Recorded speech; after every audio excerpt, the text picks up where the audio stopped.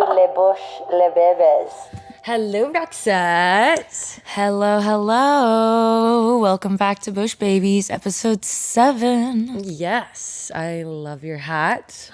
Oh, the merch, guys. The merch has made an entrance. Our trucker hats are on fire.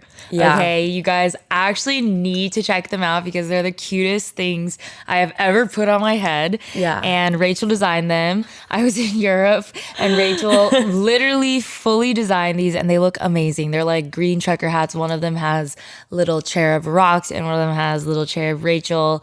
And we have a little special surprise in each of our hands that represent us that are very small, but they're like custom embroidered, so beautifully made. And I think we'll probably have them up on our website. Yeah. So check them out. I know you guys are going to love them. Thanks to Fresh Prince for helping us make this beautiful merch. We have some tanks and totes. So check us out. Tanks and totes, baby. And so, definitely check out our merch on our website, bushbabiesworld.com. What song is stuck in your head? It's a really good one. And it's reminiscent of this week. Can't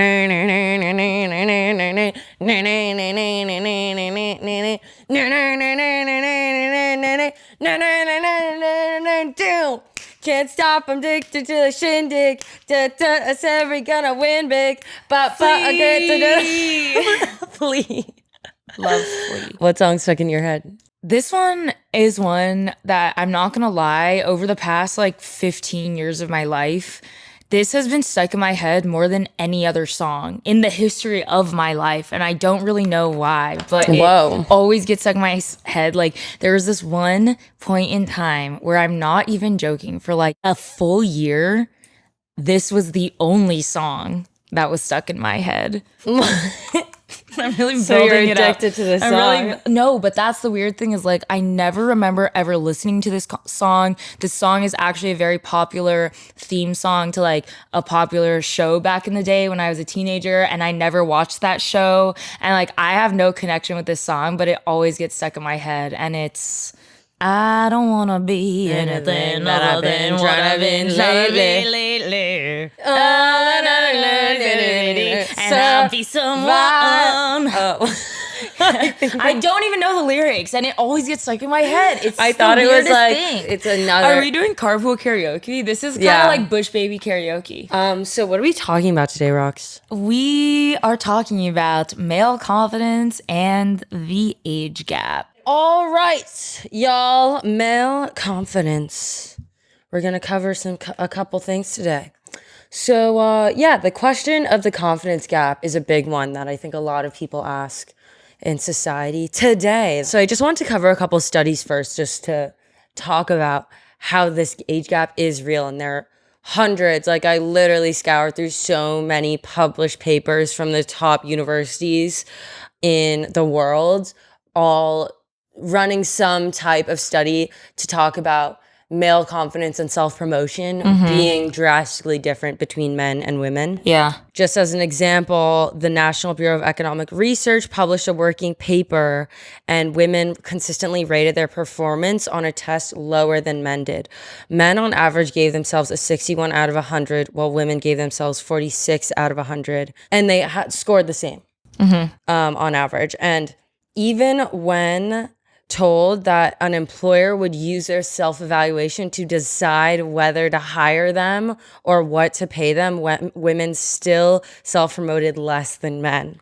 And so it's crazy to think about that is happening. Like even when you know there will be benefits if you self-promote, women still were less likely to do it. And it's so apparent. Like, I think we've all been there where it's like when we're speaking about ourselves or assessing our own work, we're like literally our own worst critics when we're talking about, you know, cis females and our emotional responses. And typically speaking, when you're speaking to males of the same caliber, they have so much more confidence. Like, they just believe in themselves. They believe in their work. And for whatever reason, I think like cis women are wired a little differently. Yeah. And so again, like as another proof point for this, in 2011, the Institute of Leadership and Management in the UK surveyed British managers about how confident they feel in their professions, and half of the female respondents reported self-doubt about their career compared to fewer than a third in male respondents. And so I think yeah, it's huge. And I think is also so self-reflective with both of our journeys and the confidence in our careers, because there's so many times where we wake up and feel like we're not doing well, like we're failures at our jobs. Like, why are you even doing this if we're shit at it? And it does make me feel a little better that it's not just me going through this, and that it is a common practice primarily in women. So Linda Babcock, a professor of economics at Carnegie Mellon and the author of Women Don't Ask, when she teaches her business school students that men initiate salary negotiations 4 times as often as women do, and that when women negotiate, they ask for 30% less money than when men do. So it all goes back to this self-promotion, and it could reflect, and there's a bunch of papers for and against this, that men they are affected by the Dunning-Kruger effect, which is the tendency for some people to substantially overestimate their abilities.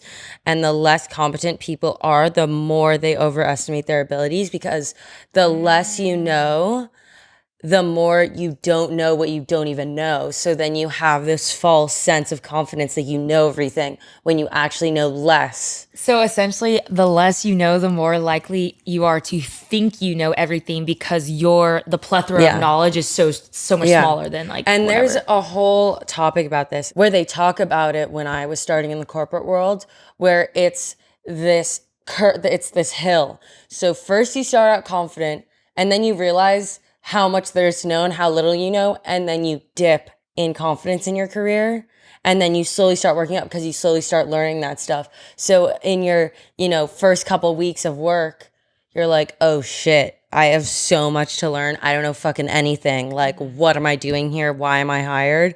But they talk about this so commonly to normalize it, because the same thing with any career. Like, once you get your feet a little wet, you realize like, oh, damn. Like, even I think I witnessed you go through this when you were starting.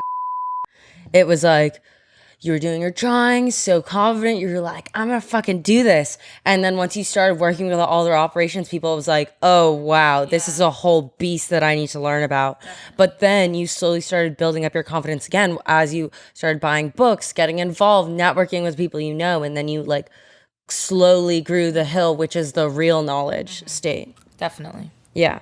We can also see this in an HP study where they reviewed the personal records of the company and found that women working at HP applied for a promotion only when they believed they met 100% of the qualifications listed for the job, and men were happy to apply when they thought they could meet 60% of the job requirements. So when men are underqualified and underprepared, they don't think twice about it. And overqualified and overprepared women still hold back. And women feel confident only when they are perfect, which goes back to this, I think, idea that you've been on your journey with when it comes to confidence. So definitely. So another study found that, run by David Dunning, the Cornell psychologist, offered the following case in point in Cornell's math PhD program. And he observed that there's a particular course during which it's really hard, like it gets really hard during the course he offers. And so Dunning noticed that the male students typically recognize how hard the class is for what it is. And they use external attribution saying, wow, that was a tough class, versus women tend to respond differently, which is when it gets hard, they use internal attribution saying, you see, I knew I wasn't good enough. Oh my gosh, that's me. Yeah. So that is me in a nutshell. Yeah. So that's a really common thing that I think happens with a lot of women, where instead of looking at the problem as what it is and saying, oh, this is tough, this is a tough problem to solve, they instead are like, why can't I solve it? What's wrong with me? I feel like as a woman, and I don't know if this is getting like too TMI or not, but like when it's nearing that time of month, it's like even more of this like uncontrollable emotional need to blame everything on myself or like identify with my problems as myself. Like, I am not good enough. This is because of me. What have I done? It must be like, you know, an action or an attribute or a thought or whatever it may be. Yeah. That's insane. Yeah. So and we'll touch on this as I keep going. So I guess the whole question to all of these is like, why is this the case? Like, why are so many women who are qualified not self-promoting and taking action on things that they can be doing? And so there are a couple things we can look about it. Like, maybe it's nature, maybe it's nurture. But if we look at the nature side, there are a couple of factors that happen to the female brain that could contribute to this. For example, the amygdala is sometimes described as the brain's primitive fear center and are involved in processing emotional memory and responding to stressful situations. And studies using the fMRI scans have found that women tend to activate their amygdala more easily in response to negative emotional stimuli than men do, suggesting that women are more likely than men to form strong emotional memories from negative events. So when something goes wrong, women tend to hold on to that more. And observed in behavioral studies, compared with men, women were more apt to ruminate over something that happened wrong in the past or something that went wrong in the past. That could be something. So maybe there was this one moment in time where you did put yourself out there and it didn't go well for you, and you'll focus on that more instead of sloughing it off, chopping it up to what it was and moving forward past it. And then there's another part of the brain called the anterior cingulate cortex. Anterior cingulate cortex. Ooh. And this little part of the brain helps us recognize errors and weigh options. And some people call it the worrywart center. So it's larger for women. So women seem to be more equipped to scan the horizon for threats, and that can help us as far as protecting ourselves, but also contributes to us being less open to risk. Yeah. And then third, estrogen seems to obviously is higher in women and seems to encourage a bonding and connection response in women and discourages conflict and risk taking. So that might also contribute to hindering confidence because we're not as prone to risk. And then on the other side, testosterone contributes to higher risk taking. A lot of these studies and the research you've done, honestly, I have to say it's so validating to hear that there is actual science behind, like, you know, at least my personal experience with all of this, which is like pretty spot on with everything that you're talking about. So there's this one article in The Atlantic that went through a lot of these studies in a very easy to read format that I'd love to share with you. And I did actually read through the published papers and studies as well to get more detail. But if you want like an overarching deep dive into the gender gap, I highly recommend reading the article on Atlantic, and we'll tag it down below. But yeah, just as an example for the testosterone levels, there was a study run by Cambridge University following male traders in London at a hedge fund. And they were all like crazy high rolling hedge managers that made like bonuses of $5 million a year or something. So this is like high risk stuff. And using saliva samples, the researchers measured men's testosterone levels at the beginning and end of each day. And on days when traders began with higher levels of testosterone, they made riskier trades on average. And when those trades paid off, their testosterone levels surged even further. And so one trader saw this testosterone level rise 74% over a 6-day winning streak. So it's one of those things where when you take the risk and it pays off, it's a feedback loop and it keeps helping with that confidence to drive forward and keep taking those risky actions. Versus women are less prone to even take that risk, less prone to get that reward from that risk because they don't take the risk, and then it's a negative feedback loop. That's just something about like nature and the chemical makeup of our brain. But there could also be a nurture aspect that feeds into this confidence gap. And so Carol Dweck, Stanford psychology professor, the author of Mindset, The New Psychology of Success, said that women get a lot of praise for being perfect as they grow up. and they begin to crave this approval for being good. And that resonated with me when I was thinking about your journey growing up in figure skating and being around you. Yeah. She also states, when we observed in grade school classrooms, we saw that boys got 8 times more criticism than girls did for their conduct. She writes that and says that. And then she also states, boys' mistakes are attributed to lack of effort, while girls come to see mistakes as a reflection of deeper qualities. And this is observed in grade school. So this is an early thing that shapes us before we even become adults. And other psychologists believe that this playground mentality also encourages boys later as men to let people's tough remarks slide off their back, similarly when playing sports. And so sports have been attributed to being a large factor when it comes to confidence and owning triumphs and surviving setbacks at work.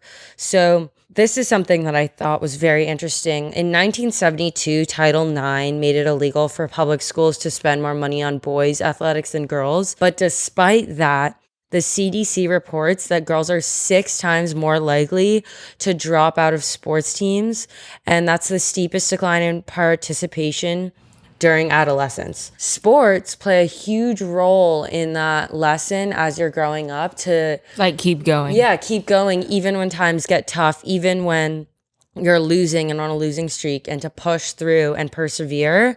And girls growing up are 6 times more likely to drop out of it and not push through and get that sense of success, which is why I think it's an interesting balance for you, because you do have, just as a witness of your life growing up in this whole confidence journey, you do have some setbacks when it comes to personal confidence. But I do think at the end of the day, you pushing yourself through ice skating from such a young age and sticking with it for 20 years has still made you strong-headed in some senses. Yeah, especially when it comes to work. I definitely think that there is something to be said about those males that were participating in the survey. Like, in those male athletes, like that confidence that builds upon each other. So like when they start to, win, it's like pushes them to like keep going and keep going and keep going. But I also think that just from my personal journey, that happens in a negative way too. It's like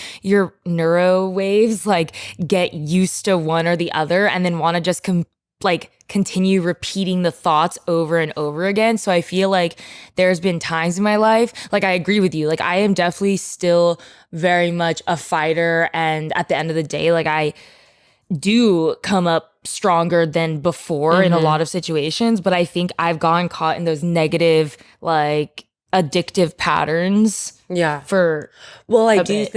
I do think that's something to be said, because I talked about the study about the hedge fund managers and how after a 6-week high, but maybe for another episode in season 2, we can talk about, the suicide rates in men and why they're so much higher in men than women, because there can probably be this crash and like ego death, like when you do lose after having like such a winning streak for so long and how that affects you mentally. Because we're not saying that men are more mentally healthy than women. We're saying that they're better at self-promotion, and confidence are 2 very different things, obviously. Yeah, very.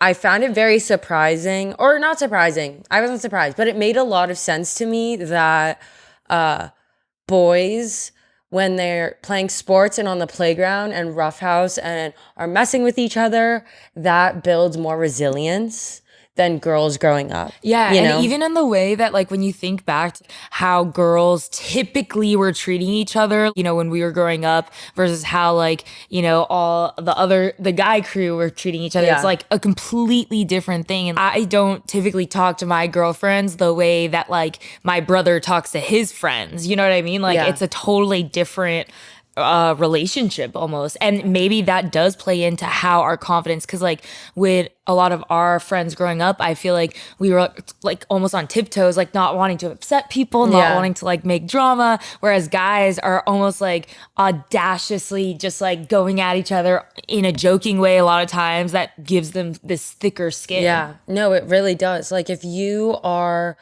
messed with by all your close friends about something like your ears or something your entire life, you're not going to care about it anymore. Like it's already out in the open, versus if you are hiding it, pretend like it's not a problem, but still being self-conscious of it, never talking about it. And we're not promoting bullying here. Obviously, it's just one of the things that came up in the results of the study. Like some people are like, yeah, we're like, there's jokes on TikTok that are like, yeah, I'm pro bully. Like, someone should not be acting like a wolf at school. Like just like random shit like that. And I don't necessarily agree with that, but it is interesting the effects of, that playground messing around with talk on people in adulthood. So another contributing factor might be about the fear of being disliked. At the Yale School of Management, Victoria Breskel tested the thesis that the more senior a woman is, the more she makes a conscious effort to play down her power in order to be liked. And so she ran 2 experiments asking 206 participants, both men and women, to imagine themselves as their most senior figure at work and their most junior in a meeting. And when she asked men who imagined themselves as the senior figure, they said they would talk more, and men who picked the junior position would talk less, versus women said they would talk the same amount, whether they're the highest ranking or lowest ranking. When asked why, they said they didn't want to be disliked. So that's like, I guess, some study that shows that like women have the more of a want or need, I don't know what is proven, but want more to feel accepted by their community that they're in and put more emphasis on being liked by their peers. Okay, so I wanted to also talk a bit about the difference between gay individuals versus straight and the difference in confidence there.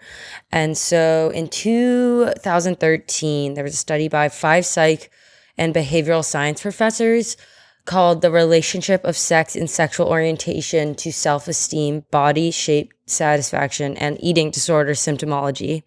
And gay men reported significantly more body dissatisfaction, internalization, and eating disorder symptomology, drive for thinness, and drive for masculinity than heterosexual men, based on the results of the study. And compared to heterosexual women, lesbians reported increased drive for masculinity, lower self-esteem, and lower internalization. However, they did not significantly differ on body dissatisfaction, drive for thinness, or disordered eating. So the results call attention to that lesbians are generally an understudied population, but I thought it was very interesting, or I thought it was insightful. That's a good one. That's a good one. To learn that there is a gap when it comes to, internalization, body dysmorphia, and just like general body confidence issues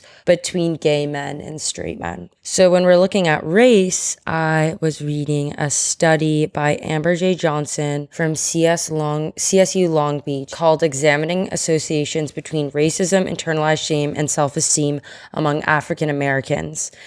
And basically, the results of her study found that past year and lifetime experiences of racism were positively associated with internalized shame.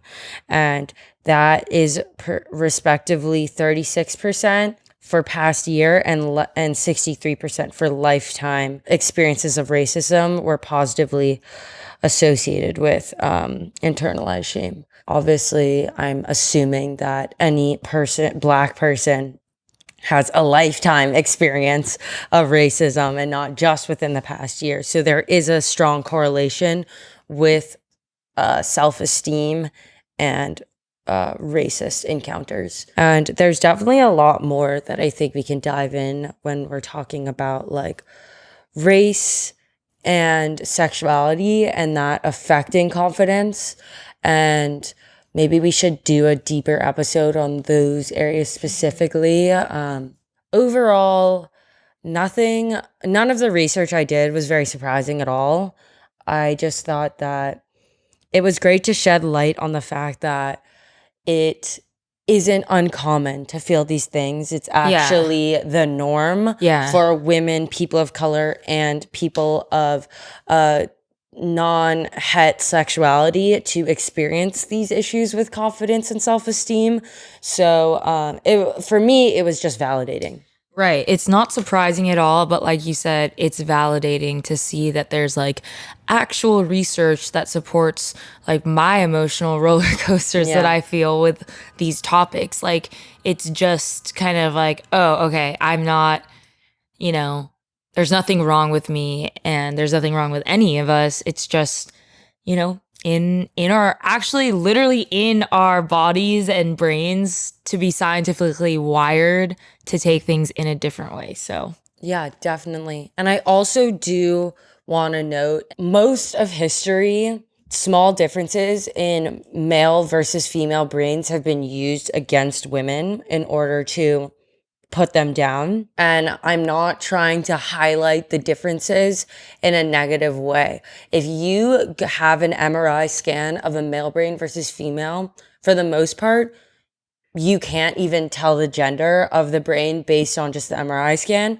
But on average, there can be noted small differences in certain areas, and that might not be the only driver. Like, we're not going to blame us having estrogen for the reason why we're so afraid to take action in doing things, because that isn't the only cause. And there probably is a huge amount of different factors that influence the reason why women, in effect, have such lower confidence and action risk-taking biases. So just want to call that out as a disclaimer, because we definitely don't want to argue here that men's and women's brains are like completely different and wired in a different way, because they're genuinely not. Wowee, it's time for the age gap. all right, so the age gap. I guess the first question we have to ask here is why? And by age gap, I think the thing that we are kind of referring to is like this, or at least where I took it with my research, which honestly was not the intent. I was supposed to do the other one. So yeah, I might have taken this a way different way than you would have taken it. But I basically took this in a sense of like the sexualization of, this childish figure, this childish era, like, or not era, air. Yeah. Air. And that sort of thing. So virginity versus slut is kind of like the biggest two factors that I think play into this situation as a whole, because at its core, these two terms are looked at as clean versus dirty. And when we're looking at the age gap and why women are often seen fetishized, Yeah, fetishized. fetishized at a young age, I think it does have something to do with this like cleanness, this pureness that like, again, at its core, for whatever reason, has built an attractiveness in today's society. Yeah. Before we come up with a better term and for I that. think that literally tracks back to the Bible, or like even before the Bible, with the like Madonna whore complex. Yeah. With like, you're pure until you're not, and then you're a whore. So I think a lot of what we see right now in today's society dates back to Hugh Hefner. He was obviously not the most likable of characters, but definitely pushed boundaries in regards to like sexual acceptance in the mainstream and how bodies and sex were portrayed in media and were taken in like the average household. You know what I mean? Like before him, that wasn't really a thing where like it was openly known that like this was a nudity sort of publication or whatever. But what I didn't know and what I found out through my research is that Brooke Shields was only 10 years old when she first posed for Playboy magazine. Oh, 10 my years God. old. 10 years old. Like that is actually, it's insane. That's crazy. Yeah. Brooke. Brooke. Also, Pray for like, Brooke. her parents. Like, that's so messed up of her parents to put her in that situation. Right. And like when speaking of the age gap, you know, a lot of times when we see like these people dimed as the sexiest men in the world or whatever, it's a lot of times figures like Johnny Depp, Brad Pitt, like these men that are a lot older. 50. So They're literally 40s, 50s, and at the peak of their sexuality and really being praised for like how they've aged, which you really just do not see when you like turn to women or females in the space. Like you don't see that praise for becoming older. And so when Or the it's idea, like she's hot for her age instead of just she's hot. and also the idea of a cougar versus the idea of a silver fox. Like women are really frowned upon for dating younger, whereas silver foxes or whatever are again praised, put on a pedestal, whatever you want to call it. But it's just kind of like I don't want to use interesting and I don't want to use insightful. I'm gonna think of another word, but I can't think of anything right No, now. just use the word. We didn't commit to it. We didn't commit yet. One day. One day. In a paper during my research that I found published by Verily titled, "In order to fight child sex abuse, we need to stop fetishizing it," the author Stephanie Murray reports that her sister's personal experience, which basically, to give some backstory, her sister, she talks about this in the article, stands at under 4'9" at 27 years old. So she has like a petite figure, a slender frame, large eyes, a perky, cheerful face. So again, kind of like those childish features, if you will, or something that men may find attractive due to their childish nature, even though she is actually a grown woman, 27 years old. So her sister has been encouraged throughout her life to get into sex work because a lot of men are into women who look like little girls. So this is something that she's been told throughout her life. And now at 27 years old, she's, open about it, talking to her sister about it. And her sister has written this article about it. But I'm just like, that's crazy that this sort of, I guess, the age gap and its presence in our society has gone down to that effect, that like people who are resembling people of a younger age are actually being, I guess, guided towards sex work, but also a very specific type of sex work. There's content buckets, and one of them is called diaper porn, where like this is literally a thing where like I'm not gonna kink shame on this. Yeah. But Well, I've just never heard of these things. I guess it's not shameful. It's just kind of interesting. And basically a lot of this, I guess, articles that I found on all of this, because I didn't actually watch any of the porn. I just kind of read articles about it for my research. Yeah. But basically in the diaper porn, for example, young girls stripped naked, save for a pair of Depends roll on the floor, cooing and gurgling. And it's basically no longer tucked away on the dark web, but like this was like a main feature on Pornhub's like main page at one point recently. And beyond porn, the child fetish culture goes even deeper. A good example is terms that are really normalized, actually, like daddy or schoolgirl or any of these things that are really ingrained into that societal imbalance towards male dominance and that female pureness or innocence and what the age gap kind of represents, if you will. There's this term that Vice explains as one of the most extreme examples of this, which is DDLG, which stands for Daddy Dom Little Girl, usually with only the daddy getting capitalization. And within this kink, men take care of their littles, providing toys and discipline. The littles, in turn, bring a joyful innocence into the relationship. The DDLG community thrives on Tumblr, where different blogs are set up for DDLG secrets, personals, and blogs for women who describe themselves as being mentally aged 3 to 6, but physically all grown up. I think that goes back to the whole question of, if you provide other resources and this is just a very hypothetical question, I'd love to hear your opinion on it. And I've had this conversation in random dinners before. I don't know why, but would you support providing alternatives for pedophiles when it comes to pornography? Like, in order for them to curb their mentality, or just providing that normalize it even more. And I guess I don't know why this keeps coming up, but when you're talking about this is like the popularity of it. Like when it's shunned, then it doesn't become as popular, it seems like.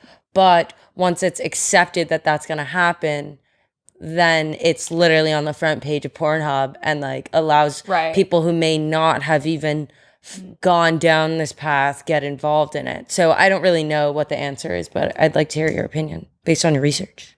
I personally would veer on the side of no, because I do agree what you said in the latter part of your spiel, which was basically that like I think once you start condoning it, it just further condones it for and normalizes it a bit more. Normalize it not only for that person but also for their community and their surroundings, and then eventually more widespread. Yeah, and I think this goes into the larger discussion of like the kink world and where is the line to draw between kinks that are safe and fair and okay and kinks that are not. Because obviously, like, I think in the BDSM world, just based on like TikToks and readings and Vice stuff that I've researched, there can be dangerous points if it's not done in a safe way and if like it's abused, and it makes a bad name for the rest of, you know, that kink world. And to get things straight for our BBs, like as far as our beliefs, we definitely believe in the empowerment of sex workers and like if that is your full choice, but I think there's a line to be drawn when it comes to like you're saying like how safety. Right, exactly, safety, or even underage sex work, which is obviously very prevalent.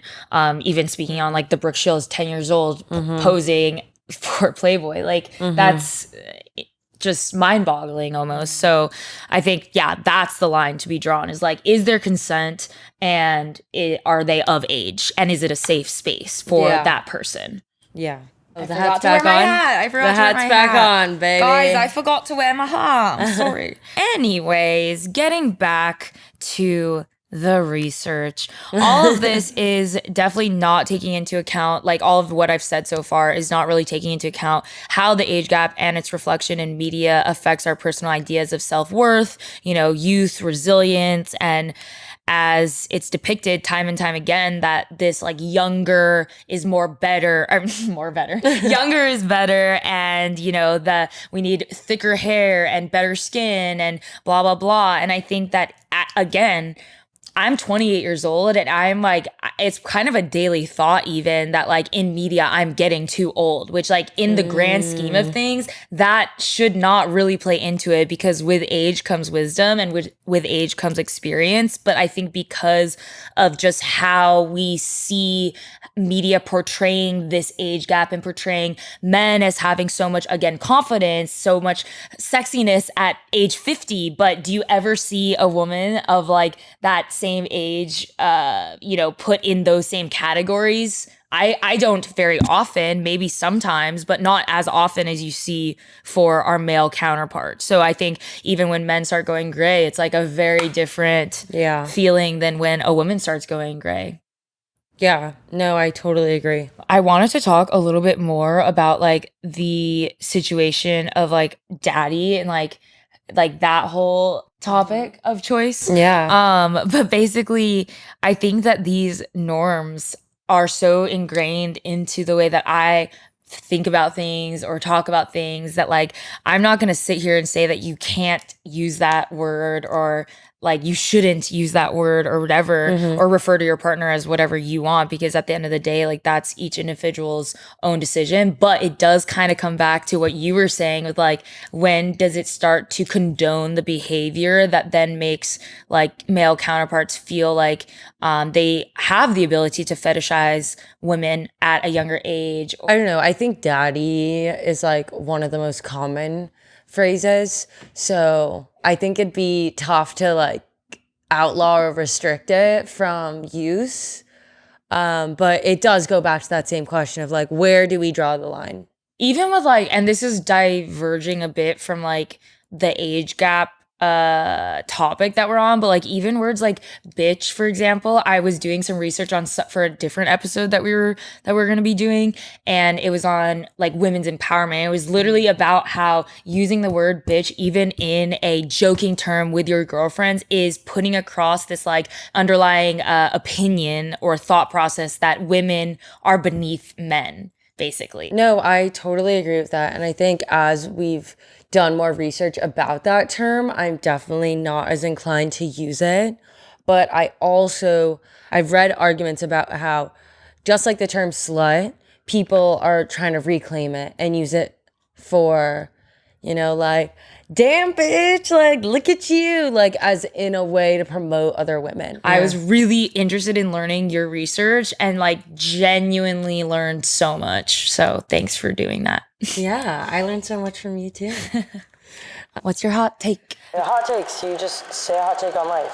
My hot take is I love chicken salad and egg salad and potato salad. Honestly, and tuna salad. Agreed. And I don't know. understand when people don't like them. I love that we are definitely the connect. minority, We're but like in the minority since of we're this. owning this narrative right now, we get to promote it and no one is going to argue with us. Honestly though, egg salad is my favorite. Egg salad sandwiches, I would eat 1,000,000 if I could. Here's my hot take of the day. I am literally on this mission to personally remove the word perfect from my dictionary because I feel like it comes with this connotation, or at least in my own perception of the word, that it's something that I cannot reach. It's like something that I've strived for so many years of my life, and just trying to actively not use the word perfect to describe things has actually really taken off the pressure in my head, or like this feeling of or necessity to like reach that state of perfection. So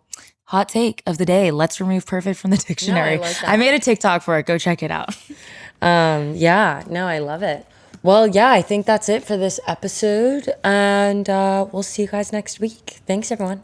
Thank you so much for watching. You can find us on TikTok, Instagram, and YouTube at Bush Babies World, as well as our personal accounts at Rox Rachel and at Rachel Tra. And make sure to join our Discord to be an official part of the BB community. Make sure to stay up to date with everything we have going on at www.bushbabiesworld.com.